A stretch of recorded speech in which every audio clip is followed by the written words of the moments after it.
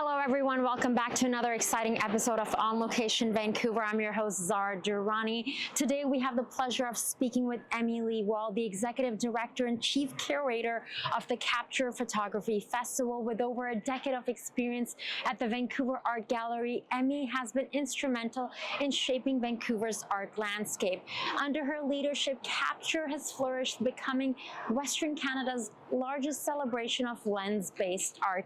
This April marks the 12th annual festival, featuring a diverse program of exhibitions, public art projects, tours, and talks across Metro Vancouver and Whistler.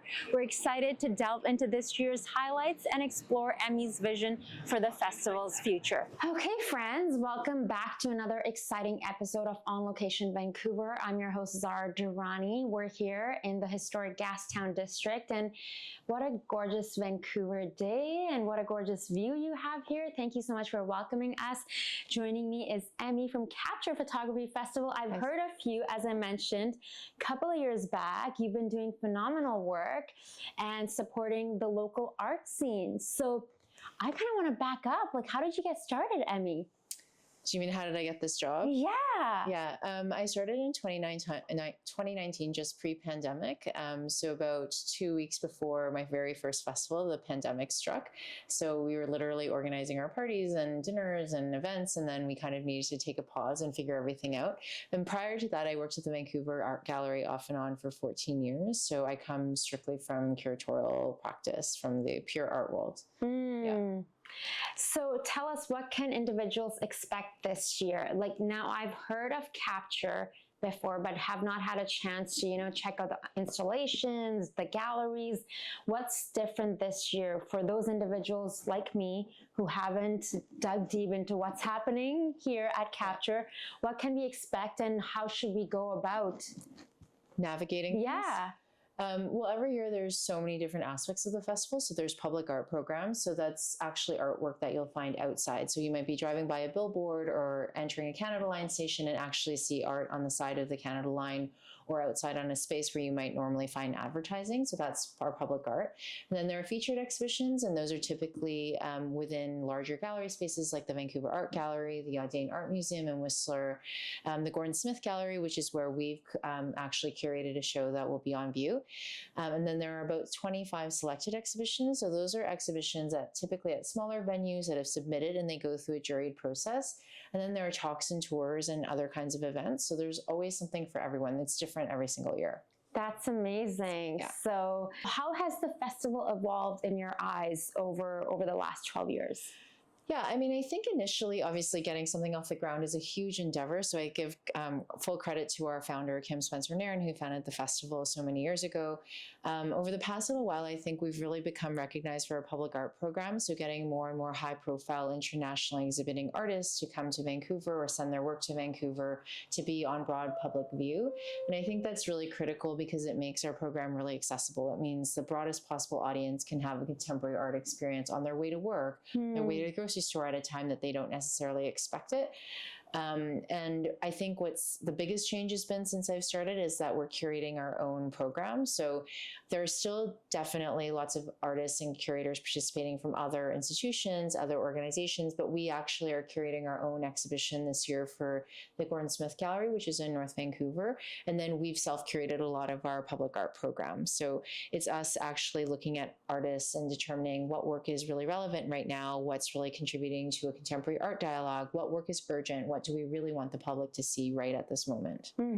Now, let's talk a bit about Stitched. The opening exhibition, Stitched, explores the intersection of photography and textile art. Can you tell us a bit about that?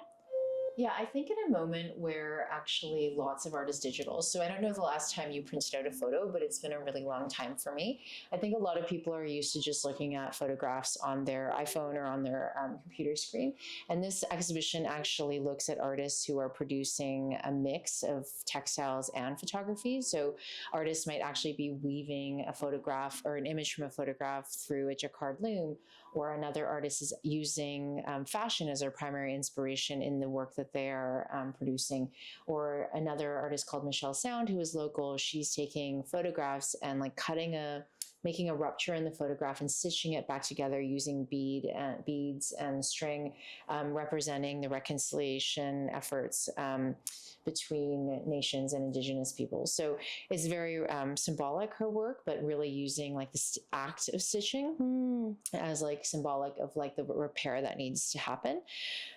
So just looking at all the different ways that photographs can be used like more materially, it's a very different kind of process, the looking process, than, you know, the kind of scrolling that we regularly do on our phones. So you have in your hands this year's Capture Photography Festival book. Can you tell us like about the artwork that's on the cover? Yeah, this is a work by Maria Margareta Cabana Boucher, and it's on the facade of the Dal Grauer. This is just a mock-up, but actually if you drive down Burrard Street now, you'll see it installed. So it's a vinyl artwork that'll be up all year, probably until about mid-March of 2026. And it's a work called Ansab, and it's very symbolic because this is Maria Margareta's daughter's hands, kind of reaching down to grab a beaded shirt Maria Margareta made her daughter, which was sort of the first kind of gift that she had made her daughter, and it's wrapped around an axe head, which is something that the artist's father had given her. So it's very multi-generational, and the photo is taken on her homelands in Saskatchewan. That's truly beautiful. And can we look at the photo that you were mentioning earlier, that Michelle, like an example of her work?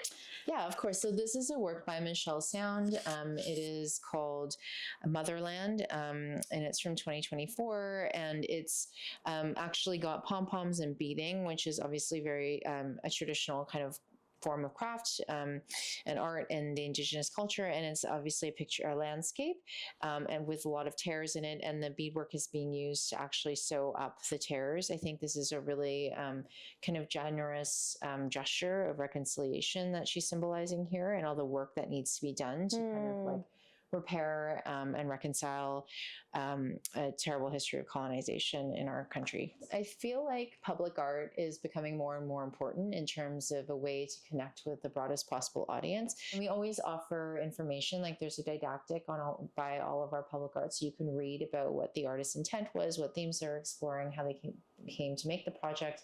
And then another part of our accessibility is always around producing this catalog, which has essays, interviews, and lots of text around the various projects. So we really try and make art as public as possible in as many ways as possible. That's wonderful. For individuals who are hearing about Capture for the first time, how would you want them to experience this, and what would you want them to take away?